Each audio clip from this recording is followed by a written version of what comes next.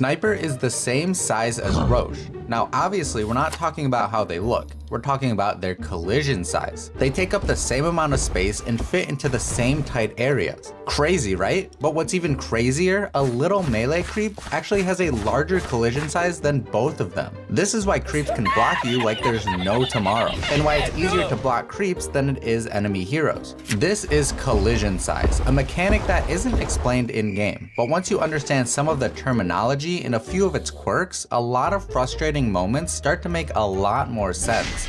Collision size is an invisible radius around a unit that prevents other units from moving through it. Think of it as how big something is for pathing, not how big it looks. If two units' collision areas touch, they physically can't overlap. But the important thing to understand here is this: visual size and collision size are not the same thing. Just because a unit looks bigger doesn't mean it takes up more space or blocks a larger area of movement. And Undying juiced out the wazoo on strength doesn't actually block any easier than a tiny.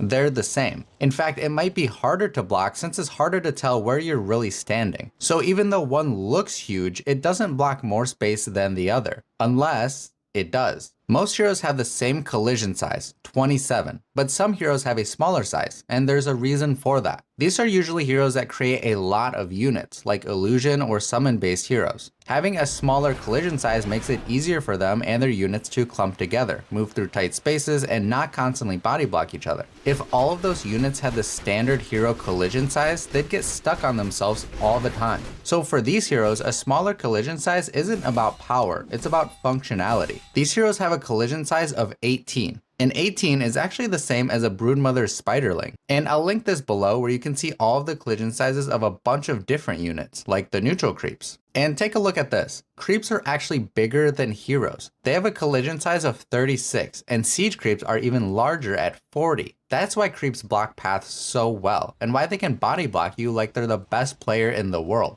Unless you're phased. Phase movement is a mechanic that lets you ignore the collision size of other units and pass straight through them. Phase boots are the most obvious example, but plenty of abilities grant phasing as well. And collision size is why phasing can be so powerful. Imagine being surrounded by a bunch of PL illusions. The moment you become phased, you can just walk right out. Now let me show you something cool. If you type this command into the console in-game, you can see a grid. And these red squares are areas you cannot walk on, like cliffs and trees. This other command shows things that block your movement, like buildings and their collision sizes. But the really interesting part is how clearly this shows tree blocking. You can see the exact paths you're allowed to move through in dense areas, and even random little pockets of open space that you probably never noticed before. I'll leave these commands in the description. And remember, since that huge Undying from earlier takes up the same space as his normal size, he can still fit into the same tight spaces between trees. Model size does not affect collision size. And as a bonus, this also helps with warding. Red areas you can't ward in, but green areas you can. So spots like this little ledge back here suddenly become really obvious. And if you want even more clarity, you can use this command, which shows map obstructions in yellow. But let's clear some of this clutter and talk specifically about the trees. Trees in Dota are laid out neatly in this grid structured way because they don't actually have collision sizes. Instead, they're driven by the map's clip mesh. They also don't use circular collision like units do. Each tree simply blocks a fixed square on the grid, and every normal tree blocks the same amount of space, no matter how thick or skinny it looks. But planted trees are different. Trees from things like Iron Branch or Acorn Shot have smaller collision footprints. That's why it's hard to hug a normal tree, but a planted tree is easy to snug right up against. And this brings us to something else that's really important. If you use this command, you can see selection boxes, or what most players call hitboxes. They're effectively the same thing when it comes to clicking. This box is what the game uses to decide what your mouse is hovering over. See how the moment my cursor enters that box is the moment I can select the tree and eat it. Heroes have selection boxes too, and they work the same way. But remember, this selection box has nothing to do with collision size. If a hero becomes massive, their selection box gets bigger. If they get hexed and shrink, their selection box gets smaller. But in both cases, their collision size stays the same.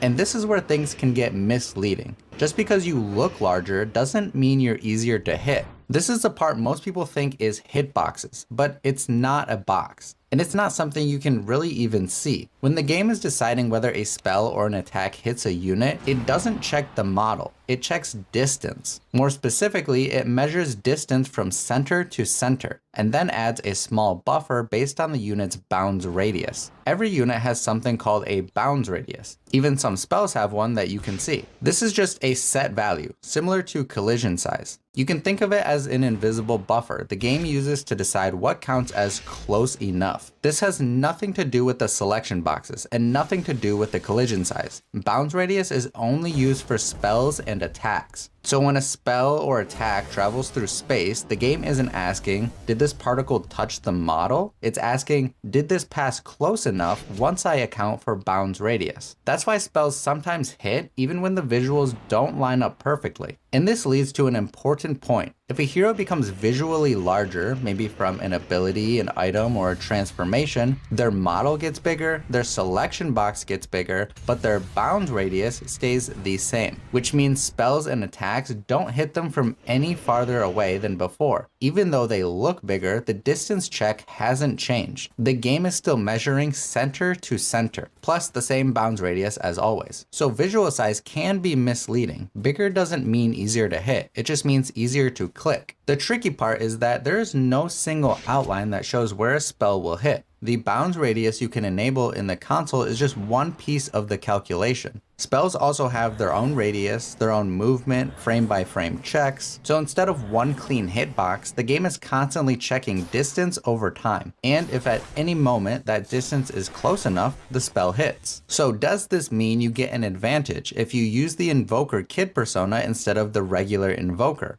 No, not really. The persona does have a smaller selection box, so you're harder to click, but that goes both ways. It might be harder for the enemy to lasso you, but it's also harder for your oracle to save you. And most importantly, your collision size and bounds radius are exactly the same as a regular invoker. In reality, the difference is usually so small that it's not something you should really worry about. So here's the real takeaway. When something feels weird in Dota, it's usually because you're mixing up systems. Collision size decides where units can walk. Selection boxes decide what you can click. Bounds radius decides what spells can hit. They look similar, they sound similar, but they do completely different jobs. And remember, model size only affects clicking, not movement and not spell hit detection. Once you know which system the game is using, a lot of "that shouldn't have happened" moments start to make sense. If you like this video, I think you'll really like this other one, where I break down the Z-axis in Dota 2. One thing we go over is why you can walk under a tossed unit, but not someone who's Yules. Go check it out. And a big shout out to all the Giga Chad members on Patreon and YouTube. You guys are the best. The fact that you like my content enough to go that extra distance and support it is super generous. So seriously, thank you so much. And if you missed it, I made this mini-map drawing app. It's great for strategizing or just explaining something to your noob friend. Go check it out, link in the description. Thank you so much for watching, and as always, I hope you learned something new with me.